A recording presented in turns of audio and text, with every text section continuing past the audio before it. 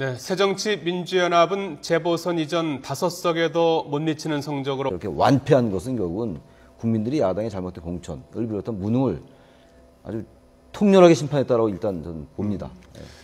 여당은 경제 살리기, 야당은 세월호 심판론을 내세웠는데 네. 이 어떻게 경제 살리기에 대한 민심이 점수를 좀 준 거라고 평가하십니까? 선거 결과에 대해서 어떻게 평가하시나요? 그래서 언론에서 예상 밖의 압승이라고 새누리당을 얘기를 네. 하는데 저는 예상된 압승이라고 저는 보겠습니다. 야당이 정치를 못했다. 그리고 정치보다는 정쟁에 몰두해서 본인들이 하는 어떤 대안정당이 될 수 있는 정책 대안을 제안하는 그런 것은 뒤로 두고 예. 세월호 참사와 같은 것들 이런 것들을 당리당략적인 정치적인 도구로 내세워서 선거운동에 매진을 했기 때문에 예정된 참패였고 첫째는 공천 파동이 주 요인이었고 예. 두 번째는 야당의 전략 부재 세월호 참사를 선거에 이용하는 예. 구태적인 모습을 보였기 때문에 세월호 참사라는 것은 정치권 전체에 대한 심판인데 새정치민주연합에서는 이것을 새누리당에 전적으로 책임을 돌리는 그런 모습을 보였기 때문에 국민들이 심판을 했고 예. 앞으로도 마찬가지입니다. 이것이 진상규명은 확실히 해야 되겠지만 예. 경제 살리기라든가 지금 경제가 다 망가지고 있지 않습니까? 네.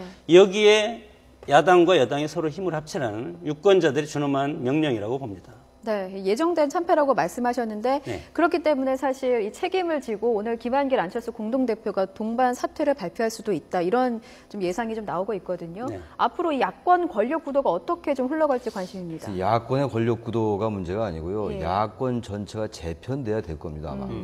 그렇지 않군요. 지금 현재의 이 구도로는 야권이 어떤 여권을 견제할 수 있는 기본 어떤 에너지가 나올 수가 없어요. 지금 네. 야당 내에서 오늘 야당도 지금 이제 130석이 됐습니다.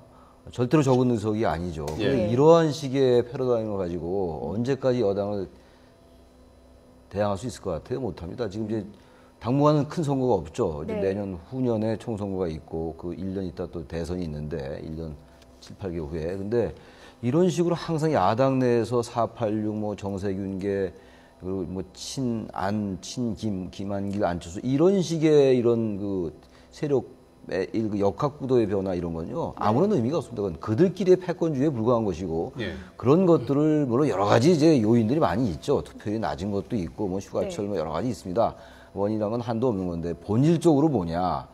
기본적으로 경제 활성화라든지 규제 완화 이런 부분들이 어느 정도 관철된 거로 보고 근데 그게 왜 관철이 됐는가? 야당이 뭔가 대안을 내세웠으면요. 그런 것들이 힘을 발휘하지 못할 수도 있어요. 여당이 내세운 그러한 것들이. 근데 야당이 워낙 대안으로서 지금 장 교수님 말씀하신 것처럼 네. 국민들이 다가가지 못했던 겁니다. 이제 정말로 저는 야권은요. 이 정도 11대 4로 패배했으니까 완패예요. 이 내용을 보시죠. 내용이 호남에서도 한 곳을 뺏겼고 예. 그다음에 수도권 한 곳이에요. 그래서 3+1입니다. 그래서 4곳이 된 거예요. 내용도요. 나머지 셋은 호남에서 그렇죠. 수도권에서 이렇게 이긴 선전한 거죠. 것도 아니에요, 사실은. 네. 물론 이제 노회찬 후보 같은 경우가 상당히 선전을 했죠. 네. 무효표가 많이 나오고 그랬으니까. 그렇다 하더라도 결국은 결과가 얘기하는 것이기 때문에 야당은 정말 제로 베이스에서 완전히 출발해야 되고 시민사회를 포함한 전반적인 야권 연대라든지 야권 재편 같은 거 이런 것들에 천착하지 않으면 정치 자체가 의미가 없다. 전체 야권 재편이라고 하시면 어느 정도의 수준을 말씀하시나요? 현재 정의당과 새정치연합의 그 연대가 이번에 결국은 실패한 거예요, 결과적으로. 예. 그게 왜 그러냐면요. 제가 항상 주장하는 겁니다만 연대나 정치연합, 연합정치는 대단히 자연스러운 것이고 불가피한 겁니다. 독일의 기민당과 사민당 같은 경우는 전혀 정치 이념도 달라요. 문제는 그겁니다. 항상 선거에 임박해가지고 자꾸 단일화를 하니까 국민들도 그렇고 여권에서도 왜 나눠먹기식 정치공학적 연대를 하냐 이런 비판이잖아요. 네. 그러니까 유권자의 연대에 기반한 어느 정도의 화학적 결합이 동의된 그런 연대라면 국민들이 뭐라고 그럴 명분이 없어요. 여권도요. 그런 걸 지금부터 준비해 나가야 된다는 것이고 네. 시민사회에서도 여권에 대한 비판 세력들이 많이 있잖아요. 여권을 견제한 세력. 예. 대단히 건강한 세력들이에요. 그 세력과 폭넓게 연대해서 그런 전반적인 야권의 재편이 이루어지지 않으면요. 네. 그 내부에서 지도부나 좀 바꾸고 누가 당지 바꾸고 이런 건 전혀 효력이 없습니다. 바람직하지도 않아요. 그런 것들. 김대중 노무현 대통령 이후에 야권이 뚜렷한 지도자가 없기 때문에 지금 이런 혼란성이 앞으로 당분간 계속될 수밖에 없다. 네. 그래서 야권이 경랑 속으로 빠져들 수밖에 없습니다. 그래서 결과만으로 보면 광주 광산을에서 22%의 투표율, 그리고 곡성 순천에서 새누리당한테 패배하는 것은 야권 김한길 안철수에 대한 불신임을 내렸다고 봅니다. 네. 그래서 당연히 사퇴를 해야 되는 것이고, 근본적으로 보면 새누리당 같은 경우는 안정적인 지도부를 구성해서 네. 당과 정이 일체가 돼서 앞으로 쭉 나가는 일사불란한 체제를 갖추고 있는 반면에 야권 주류인 친노는 뒤로 숨어 있고 그 비주류인 안철수와 김한길 대표를 앞에 내세워서 함으로써 안철수 대표라든가 김한길 대표가 전략공천이라는 무리수를 써서 이 약한 지도력을 강하게 만들려는 애초에 단추를 잘못 꼈다고 봅니다. 그렇기 때문에 오버페이스를 해서 결국은 단추를 한번 잘못 끼면 끝까지 잘못되지 않습니까? 그래서 결국은 헤어날 수 없는 참패의 늪으로 빠졌다고 봅니다. 예. 치 교수님, 이제 네. 오늘 김한길 안철수 공동대표가 동반 사퇴할 것이다라는 얘기가 나오고 있고, 아직까지 뭐 구체적으로 그 이후에 뭐 몇 시에 뭘 한다 이 얘기는 아직까지 들려오질 않고 있고요. 일단 뭐 당원에 따라서 박영선 원내대표가 직무대행을 맡게 될 것이다 이런 이제 전망이 나오고 있는데, 어찌됐든 간에 지금 이제 김한 대표가 이제 임기를 채우지 못하고 물러나게 되고, 이렇게 되면은 어떻게 되는 겁니까? 권력 구도의 어떤 중심에 누가 구심점은 있어야 되는 거 아니겠습니까? 야권도? 일단 비상대책위원회 체제로 가야 되지 않겠습니까? 조기 전당대회를 어차피 해야 될 것이고요. 근데 뭐 조기 전당대회야 치를 수 있는 겁니다만, 그 내부에 지금 말씀하신 것처럼 어떤 리더십이 존재하지 않는 거예요. 단지 박영선 원내대표가 뭐 직무 권한 대행을 한다는 것이지, 박 원내대표가 무슨 뭐 당내 어떤 그 구심점이 되긴 대단히 어렵잖아요, 현실적으로. 그 안에 여러 가지 계파가 복잡하게 얽혀 있고, 예. 그런 상황 속에서 당분간은 상당히 혼돈 속으로 빠질 것 같아요. 네. 저는 그래서 일단은 세월호 내용에 빠질 수도 있겠군요. 내부적으로. 내용에 빠진 게 그 아마 기본 골격으로 그렇게 갈 수밖에 없을 거예요. 예. 정세균계나 친노계 그리고 486 이런 세력들이 막 중첩돼 있고 막 이렇게 돼 있기 때문에 예. 그게 이제 당이 지금 뭐 거의 멘붕 상태라 다름없는 거 아니겠어요? 11대 4로 호남 세 곳에다 수도권 한 곳이니까. 게다가 지난번 총선 대선에서 지고 이번 이제 지방선거에서 이제 지방선거에서 사실 무승부라고 억지로 이제 무승부로 하지만 이제 세월호 때문에 무승부를 한 거란 말이죠. 근데 그걸 오독한 거예요, 지금. 잘못 읽은 거죠. 너무 야당이. 연패하고 있는 그런 상황. 경제 활성화나 이런 부분들도 같이 얘기를 하면서 뭔가 세월호 참사 얘기했어야 되는데 오로지 모든 걸 세월호 참사에 걸으니까 네. 국민들의 피곤감 같은 것도 생겼고 이번 유병헌 그리고 유병헌이라는 게 상당히 호재로 작용했는지 모르겠으나 그 유대균 검거하고 또 누구니까 양혜정이 자수하고 이러면서 상당 부분 그쪽으로 초점이 맞추니까 국민들은 그 자체를 통틀어서 여야 공동 책임으로 봤고 네. 그 여야의 공동 책임이 정치 부신으로 연결되면서 고정 지지층의 투표율이 높은 여권 지지자들은 투표장에 많이 나왔고 그렇지 않고 야권 지지자들은 그 자체에 대한 정치 부신 때문에 투표를 많이 안 한 거예요.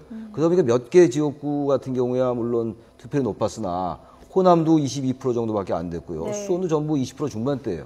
사실 대표성의 위라고 우리가 얘기할 수 있을 정도거든요. 사실 이거 보십시오. 좀 다른 얘기입니다만 25%의 투표율인데 거기서 지지율이 50%였다. 그럼 뭡니까?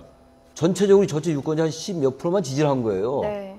사실 이건 뭐 정치 제도의 문제긴 합니다만 예. 그 정도로 국민들이 관심이 없었다는 겁니다. 네. 야당은 분열과 통합의 역사를 한국 정치 50년을 보면 계속 분열했다가 다시 통합했다가 상대방 앞에서 선거 때마다 이제 이합집산을 거듭하는 것이 한국의 이제 야당사인데 앞으로 2016년에 총선이 있고 큰 선거가 2016년에 있습니다. 국회의원들의 가장 큰 목적은 공천이기 때문에 이번 선거 패배로 인해서 친노 주류 세력은 안철수 김한길을 이번 기회에 낙마시키고 네. 친노 주류가 당권을 장악할 그런 개연성이 많다고 봅니다. 예. 네.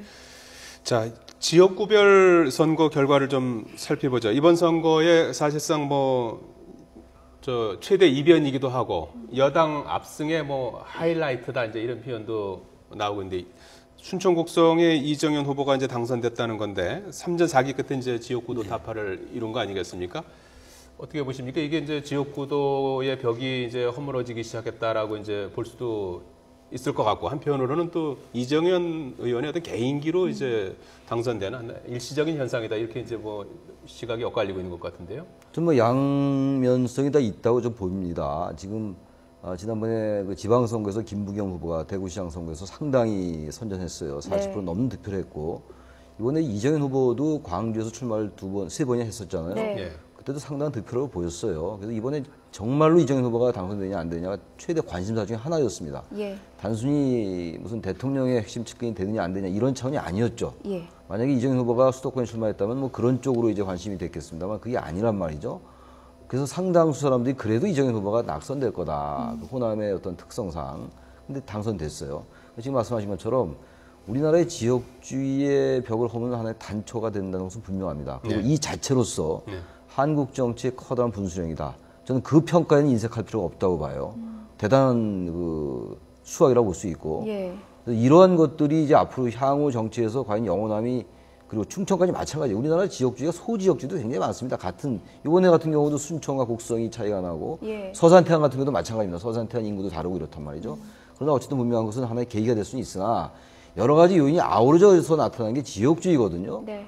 바로 그렇기 때문에 이런 뭐 하나 정도의 이런 그 당선이 한 명 정도의 당선이 지역주의를 허무는 커다란 어떤 물꼬를 튼다라고 얘기하는 어렵고 분명한 계기는 된다. 그리고 다음 선거에서도 이러한 것들이 이제 나타날 가능성은 많으나 역시 제도적인 보완도 필요하고요. 최근에 얘기 나오는 소선거구제를 뭐 중대선거구제로의 전환이라든지 네. 석패제 얘기는 옛날부터 많이 나왔던 건데 그런 예. 것들 도입한다니 이런 것들이 예. 같이 아우러지고 결합될 때 지역주의 벽이 허물지 않냐라고 예. 생각을 합니다. 네. 일발성인 이제 현상이라고 저는 볼 수 있는데 네. 호남에 아까도 말씀드렸지만 지도자가 없지 않습니까? 요 틈새를 사실은 뭐 여러 가지 상황적 환경도 있지만 이정현 후보가 뚫고 들어갔다. 그래서 88년 이후에 예. 처음에 이제 보수당에서 호남에서 의원을 이제 당선시킨 그런 이제 쾌거를 이뤘는데 이것은 단초에 불과하고 통일보다 어려운 것이 지역주의입니다. 지역주의라는 것은 엄연한 어떤 우리의 어떤 현상적인 거고 통일은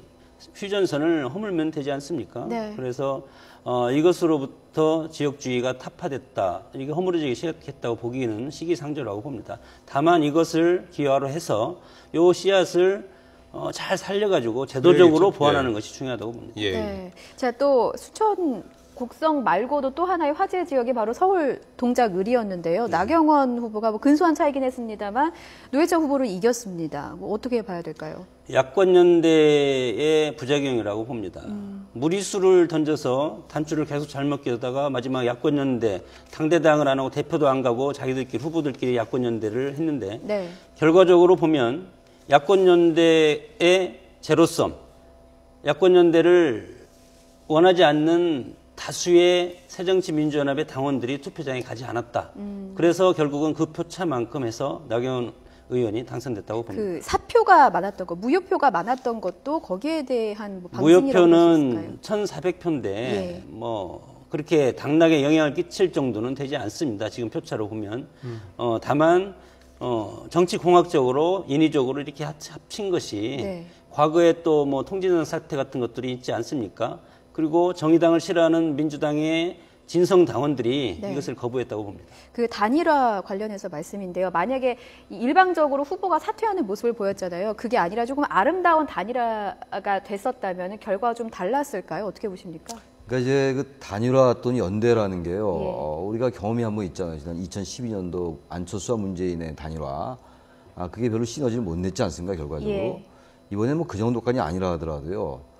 당대당의 연대가 아니라고 여러 번 강조를 했어요. 당의 예. 지도부가, 그렇죠. 새정치연합의 지도부가. 근데 또 지역구에서는 그 단일화 움직임이 있었던 것이고, 그리고 끝까지 어쨌든 당은 나타나지 않았어요. 예. 문재인, 정동영 이런 분들이 나타났었는데 당 지도부는 나타나지 않았거든요. 마지막 날 박영선 원내대표가 또 갔긴 했어요. 동작을 해.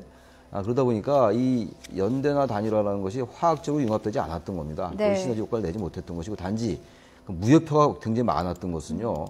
노회찬 후보는 대단히 뼈아픈 겁니다. 사실 900몇 표 차로 졌는데 네. 어쨌든 무효표가 1,400표가 나왔으니까 그러니까 단일화 시기의 문제죠. 그런 것들이 자꾸만 선거를 왜곡시키는 겁니다. 민심을 왜곡시키고 표심을 왜곡시키는 거거든요. 네. 그래서 이런 것들이 야당이 단일화에 대해서 연대나 단일화 하려면은 그 전부터 충분히 사전 동의나 여러 가지 절차를 거쳐야 되고 유권자에게도 동의를 구하는 절차가 필요하고 그럴 때 유권자들이 합의해 주는 것이고 그렇게 된다면 여권이 나눠먹기식 정치공학적, 선거공학적 연대라고 비판할 명분이 네. 없겠죠. 그런 건 뼈아프게 반성하고 앞으로 그 대안으로 모색을 해야 될 겁니다. 네. 연대나 단일화 문제에 대해서는요. 예, 알겠습니다. 자, 재보선 선거 결과 잠시 분석해봤습니다. 장성호 배지대 교수, 최창렬 용인대 교수였습니다. 두 분 고맙습니다. 네. 네.